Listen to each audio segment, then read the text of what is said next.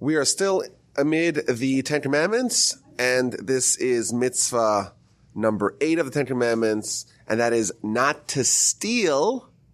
But the Talmud, quoted by Rashi, tells us that there are several places in the Torah where it says don't steal. And of course, if it was telling us the same thing, it would be redundant. And therefore, Rashi, again quoting from the Talmud, tells us that when it says thou shalt not steal in the Ten Commandments, it does not refer to stealing money or possessions. It refers to stealing humans, i.e. kidnapping. So we have a mitzvah in the Torah against kidnapping. And again, this is another one of those mitzvahs that carry with it a capital punishment in the event that certain requirements are indeed met. So a mitzvah not to kidnap, it seems to be pretty cut and dried. This is it. You cannot kidnap someone, take them into possession against their will. Now, what are the parameters of this mitzvah? So the Rambam tells us in the laws of theft, chapter 9, whoever steals a person, they are transgressing a negative prohibition, and it quotes our verse, don't steal. And again, he tells us that when it says don't steal in the Ten Commandments, it's referring to kidnapping. Now, there are 4 necessary requirements for someone to be guilty of this sin to the degree that it warrants a capital punishment. So number 1, they have to kidnap. Number 2, they have to take into possession. Means they have to bring that person to their possession. Number 3, they have to force them to work. And number 4, they have to sell them off to someone else. In order for a person to be killed in a Jewish court of law for the sin of kidnapping, for the transgression of kidnapping, has to be these 4 requirements: to actually kidnap them, to acquire them, to bring them into their domain, to force them to work for them, and to sell them to someone else. Now, when it says force them to work, the Talmud's clear. The Rambam tells us this does not mean you have to make them actually work on the fields or whatever. Even if you ask them to get you a glass of water, or you force them to do the most minimal amount of work, that is enough to fulfill that requirement. However, if you do any of those 3 without the 4th, it would still be prohibited, but it would not be with that same severity to warrant a capital punishment. Now, there are some exceptions to this mitzvah, and that is if someone, let's say, it's common today, you drive on the freeway and you see an Amber Alert. And if you don't turn off the settings in your phone explodes as an Amber Alert. But 99% of the time, what that actually means is a child's abducted. Or what it actually means is that parents got divorced. One has custody, on Mondays, and the other one said, I'm going to take their kid. I'm going to pick up the kids and take them to get some ice cream. And it's technically by standards of the state considered kidnapping, but in our eyes, it would not be viewed necessarily as something which is the child's in mortal danger, God forbid. And similarly here, the Talmud tells us that if someone is, let's say, the father or the brother or the close relative of the kidnappee, that would not fulfill this requirement of considered as if that they kidnapped some foreigner and they are guilty of potentially a capital crime. And this law applies regardless if it's a young person, if it's an old person, if it's a male, if it's a female. It doesn't matter regardless if they kidnap a soul. It does not matter the age or the gender. That would render that person into a kidnapper, and they would be violating this law. And potentially, if certain requirements are met, it would be a capital offense. So there's really not a lot to say, and the commentaries seem to understand this is pretty self-explanatory, why this is a bad idea, why the Torah warns us against this. But I think there are some interesting components of the more broad subject that are worthy of discussing. So first of all, interestingly, yesterday I was studying the Talmud, and I coincidentally encountered an interesting story, which I thought I would share because it's germane to our subject. The Talmud's talking about what happened in the aftermath of the destruction of the temples. Of course, that's the nadir of Jewish history. Our pride, the edifice in which God says he's going to reside, is now destroyed. and we have foreigners taking over the land. But not just the pride and joy of the Jewish people is destroyed, the Jewish control of the land, Jewish civilization, of course, many Jewish lives are lost. But there's another component of this tragedy, and that is that many Jews are taken as captive. So in effect, they're kidnapped. And we read about it in the beginning of the book of Lamentations, the book that is oriented around focusing on the suffering that happened to us, especially as a result of the two temples being destroyed, which of course are the pinnacle of those tragedies. And it says, interestingly, that even though the Jewish people are kidnapped frequently or taken captive, when they're now in the possession of foreign rule, they rise to the top and they become ministers. That's what the verse says. And it shares an interesting story. It's such a clever story that I figured it's related to kidnapping and being taken captive, and therefore I would share it. So it tells a story that there were two Jews who were taken captive in Mount Carmel. So they're in Israel. The Babylonians come, or the Romans come. It's not clear exactly when this happened, and they take them captive. And they're being now marched away into slavery. So they're walking along this trail, and their new quote-unquote owner is walking behind them. And this is like a trail where other caravans are going through. So the two Jews who are now in captivity, they are talking to each other. And they start making observations. And one of them says to this friend, this is from the Talmud in the book of Sanhedrin 104a and then b. He says, well, you see that camel over in the distance? Again, going the same direction as we are. We're following it. We're along this road. Well, this camel is blind in one eye. And in addition, the camel's carrying two jugs or two barrels. One of them contains oil and one of them contains wine. And the two people walking that camel, one of them's Jewish and one of them's not Jewish. That's the observation that someone makes from a distance. So their kidnapper is like, how can you possibly know that the camel that's a mile ahead of us is blind in one eye, and the contents of its cargo and the identity of its owners? How could you possibly know that? So he explains, I made some observations. He's an observant Jew after all. He sees that the camel is eating from the shrubbery, and it's eating only from one side. So clearly, it only sees when there's vegetation on one side, not the other side. Otherwise, it would eat equally from both sides. In addition, I see that it's dropping, but on one side, the liquid that's dropping is sinking into the ground, and one side is floating. So it must be the oil. It must be as oil in one and wine in the other. And in addition, I know that one of the people walking the camels is Jewish and one's not Jewish, because I could tell that when they have to go to the bathroom, one of them just turns to the side and one of them goes into the trees, goes into more modest way. So I could tell that one is Jewish, one's not Jewish. That's what he tells his captor. So the guy will say, we're gonna test it out. He runs ahead and he goes to investigate. And he's like, exactly how this Jewish slave of his, exactly how he predicted, indeed came true. He runs back. He's so excited. He kisses them on their heads. He brings them to his house. He makes a huge party, and he's dancing in front of them. He can't believe how brilliant these people are. And he announces, blessed is the Almighty who chose the seed of Abraham and gave them some of his wisdom. And wherever they go, they become masters. And eventually he freed them as a result. An interesting story to show, I guess, the cleverness and the ingenuity of the Jewish people was not lost on their captors.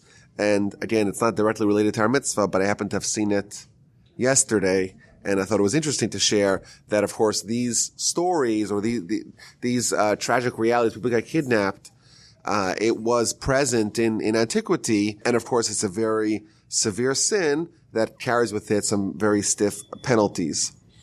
Now, there is a component of this mitzvah that is very central.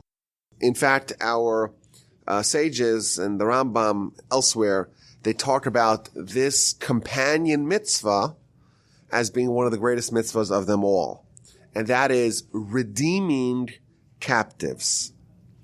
When someone is taken as a hostage or as a captive, it is incumbent upon everyone else to do whatever it is they can to try to redeem them, to try to grant them freedom. And of course, this is a component of a larger mitzvah, which is charity and kindness. But we're told in the Talmud and elsewhere that if someone has a certain amount of money and they can only use it for certain kinds of kindness, they don't have unlimited funds. And of course, that's the reality in all instances. They have to choose which fund, which goal they want to fund. And the Ram tells us that to redeem captives, that is more important, that takes precedence, that supersedes to give food and sustenance to poor people and to give them clothing. And then he adds, there is no mitzvah as great as redeeming captives, because after all, when someone's taken into captivity, they're probably going to be hungry and they're going to be thirsty and they're going to be naked and they're going to be facing mortal dangers. And then he lists a litany of mitzvahs that someone's going to transgress. If someone ignores the captive and doesn't take steps to try to redeem them, there's all kinds of verses that they're transgressing. The verse from Deuteronomy 15, don't harden your heart. The verse from actually this week's Parsha, that's the verse of don't stand idly when your brother's blood is being shed. Don't work him too hard. Open up your hands to help the poor person. Let your brother live with you. Again, many, many verses. Love your fellow as yourself. Also our Parsha. Many, many verses that are fulfilled when someone redeems the captive. And then he tells us some interesting aspects of this mitzvah. Suppose a city raised funds to build a shul. Of course, a city has to have a shul, and it's a very important use of communal funds to build the shul. But now the shul is not built yet, and they have the money, and there's a question now, do we use the money for the shul? It's intended usage. It's been appropriated for that, but can we use it now for other causes?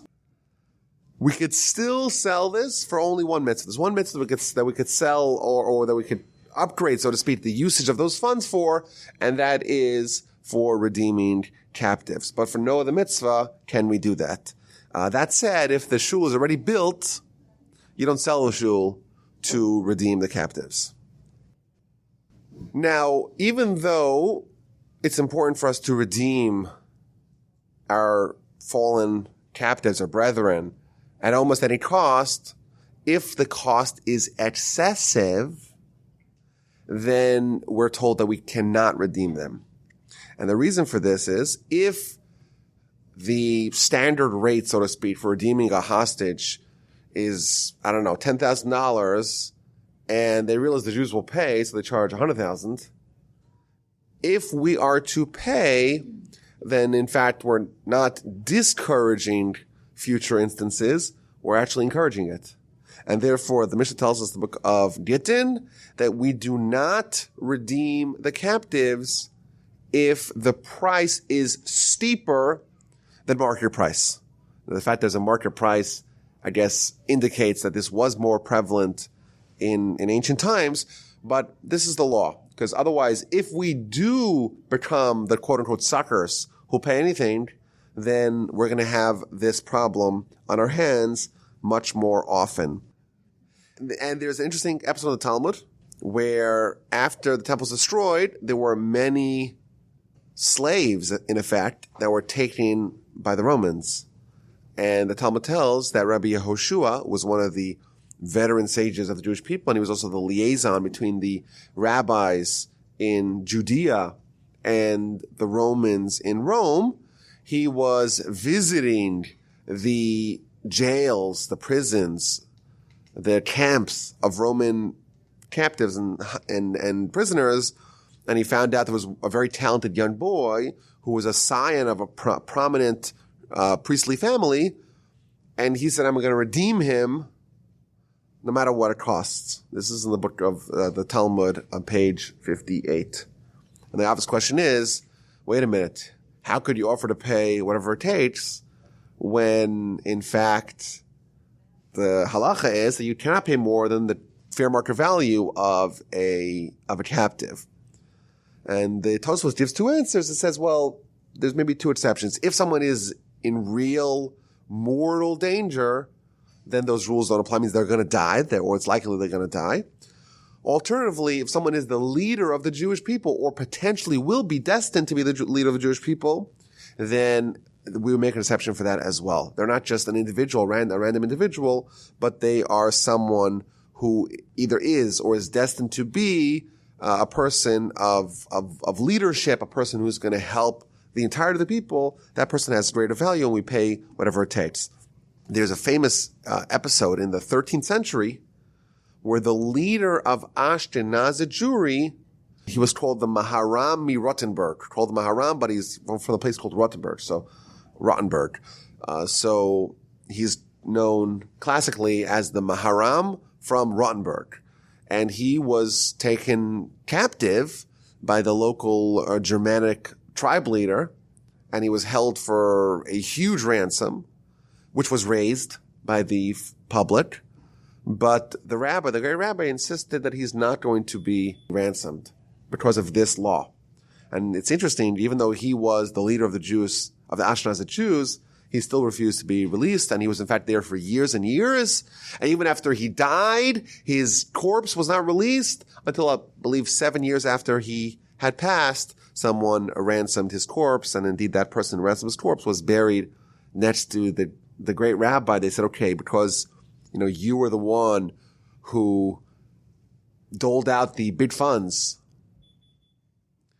to ensure that the rabbi has a dignified burial, we're going to give you the burial plot that's next to him.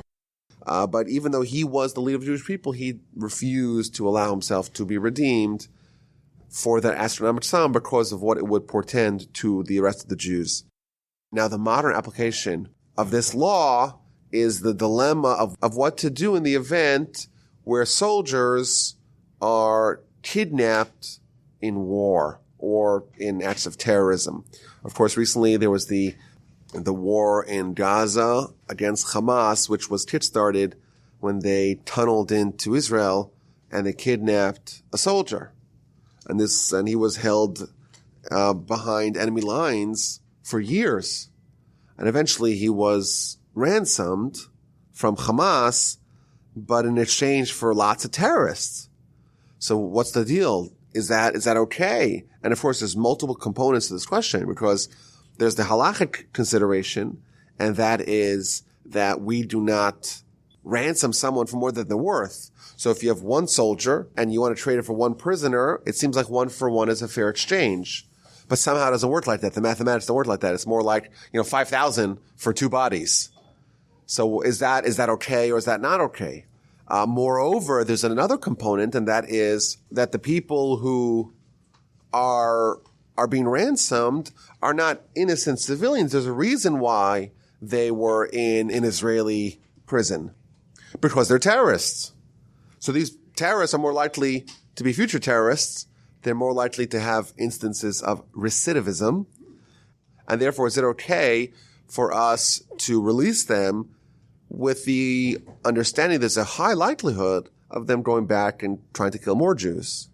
So it's a very complex question, because, of course, there's, emotionally it's very hard for us to tell a family or friends of someone that, we're not doing everything we can to release your brother or your child. On the other hand, how could we release these people? The founder of Hamas was in an Israeli prison. And then they exchanged him with the understanding, of course, that he's not going to make any more calls for violence, which lasted exactly a half hour.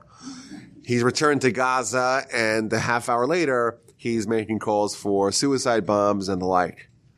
And eventually, of course, the Israelis got to him. In 2004, they took an Apache helicopter and they disguised its entrance by flying F-16s so that no one would hear them. And as he's leaving from the mosque in the morning, they shot these Hellfire missiles, and they, of course, blew him to smithereens, and good riddance, of course. But he was in an Israeli prison. He was released in 1997, and, the Hamas-inspired Intifada of the 2000, 2001, 2002, it killed hundreds. Now, of course, he wasn't the only one calling for violence and terror, but it's kind of an interesting question in hindsight. Was it worth it? I would argue it wasn't. It wasn't. They should have blown him up, should have just executed them earlier. That's what I think. People that have blood on their hands, why should they be released? I think it's crazy. But again, there's political considerations, and it's a very emotionally charged question. And I believe when they did do it, they actually consulted with the chief rabbis of Israel.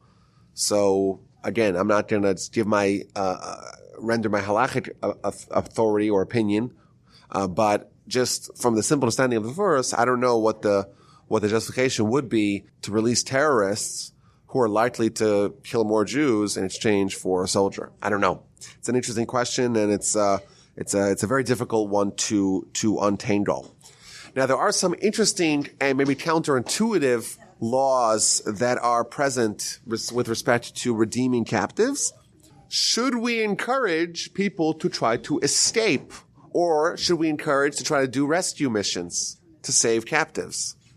So by the strict letter of the law here, the Rambam tells us that we do not try to help captives escape. Why? Because if we did, then the enemies would make their life more difficult and would be very strict in watching them, and that is a net negative. An interesting law. Now, what if someone decides themselves that they want to sell themselves as a slave? Do we redeem them or not? So the law is that, yes, we do. Even though they brought this upon themselves, still we redeem them because, after all, they're one of our brethren, and what will we do for them? They do it a second time, we redeem them a second time. They do it a third time, 3 strikes you're out, you are on your own. However, that law does not apply to the children. So if children were sent into slavery by their dad, of course it's a tragic thing, but if it does happen, we redeem the children again and again. It's not their fault. And even if someone sold himself off 3 times, if they are in mortal danger, we will buy them back again. Now, suppose we only have enough money to redeem one captive, and we have a male and a female. Which one do we give priority to? So an interesting question. So the law states that it depends. In a standard case where it's just 2 slaves, again, they were just taken captive by the evil Gentiles or whatever it may be, we redeem the woman first. However, this may be a little controversial. However, if they're being used as sex slaves, then we redeem the man first before the woman. That's what the law states. Because it's much more degrading for him than it is for her. Now, what if you have a Kohen and a Levite, and both of them are sadly, tragically taken captive? Who do you give priority to? You give to the Kohen. And it lists over here, the Kohen comes before the Levite comes before the Israelite comes before the Chalal, and the Chalal before the Shtuk, and the Shtuk. It lists a list of 10 different denominations or classifications, and it gives an order. However, that is only when they are equal in wisdom. And this is an interesting law that shows how Torah is a great equalizer.